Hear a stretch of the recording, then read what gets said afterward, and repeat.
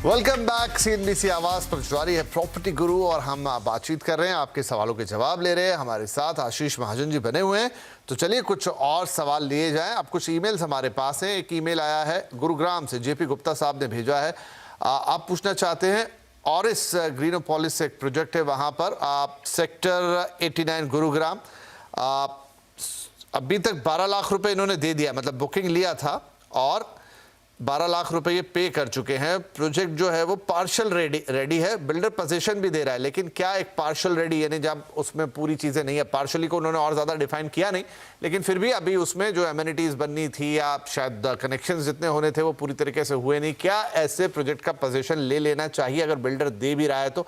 Important है ये सवाल, कई और लोगों के काम आएगा। तो आशीष जी, क्या पोजीशन के वक्त क्या देख लेना चाहिए अगर बिल्डर दे भी रहा है कि चलिए आइए आके ले लीजिए, लेकिन आपको किन बातों का ध्यान रखना है? जी, ऑरिस ग्रीनोपोलिस काफी सिवियरली डिलेड प्रोजेक्ट है। इसकी हिस्ट्री ये रह चुकी है, ऑरिस और 3C दो कंपनीज ने हाथ जोड़ा। उसके बाद 3C जो नोएडा की एक लीडिंग कंपनी थी वो ऑलमोस्ट बैंकरप्ट हो गई, तो ऑरिस ने ये प्रोजेक्ट टेक ओवर कर लिया और अब शायद कंप्लीशन तक ले आए हैं। ठीक है, तो अब मेरे ख्याल से सवाल ये है कि इनको एक लास्ट पेमेंट करनी है 12 लाख, बाकी ये काफी पेमेंट कर चुके हैं। ओके ठीक है, इसमें अगर इनको लगता है कि प्रोजेक्ट की जो कंस्ट्रक्शन स्टेज है वो ऑक्यूपेशन के लायक है, तो मेरे हिसाब से प्रोसीड कर सकते हैं। अदरवाइज देखिए विपिन जी, ये बहुत ही टफ सवाल हो जाता है। मतलब कोर्ट्स में केसेस चल रहे हैं, ओके, रेरा से वर्डिक्ट आ रहे हैं, लेकिन कस्टमर्स को बेनिफिट नहीं है। मतलब मैं कुछ एग्जांपल्स में जानता हूं जिनमें एक कंसर्न पर्सन रेंट पे रह रहा है और 2 केस लड़ रहा है, और वो इस उम्मीद पे लड़ रहा है कि आज तक जो नहीं हुआ शायद एक बार वापस से जी। हो सकता है, और फिर एक प्रेसिडेंस बन जाएगा। राइट, अगर उसने अगर आपने एक फ्लैट टेकअप कर लिया, उसके बाद आप नहीं लड़ सकते केस, क्योंकि आप देन एनओसी साइन करेंगे कि मेरे सारे जो इश्यूज थे वो सॉल्व हो चुके हैं।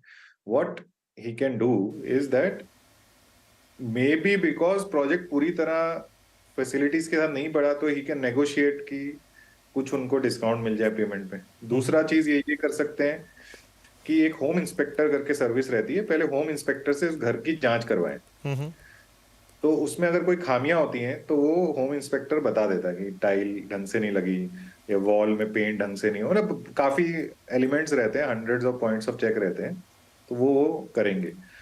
तो नोएडा जिसमें सबसे ज्यादा शायद स्टक इन्वेंट्री है, वहां पे भी हमने देखा है कि लोग आधी अधूरी बिल्डिंग्स में ही ऑक्यूपेशन ले चुके हैं, क्योंकि ये बहुत ज्यादा फैमिली टू फैमिली सर्कमस्टेंसेज हैं जो डिफाइन करते हैं। अदरवाइज ऑलवेज ऑप्शन की शायद ये ऑलरेडी रेरा में होंगे या ऑलरेडी कोर्ट्स में होंगे and something will be going on.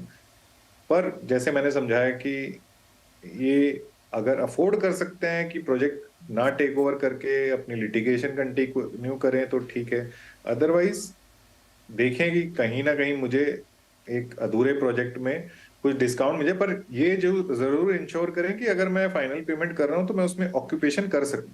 ऐसा ना हो कि ऑक्यूपेशन ही नहीं कर सके आप उसको। चलिए, तो ये कुछ इंपॉर्टेंट पॉइंट्स हैं, ध्यान में रखिए जेपी गुप्ता साहब और तमाम वो लोग जो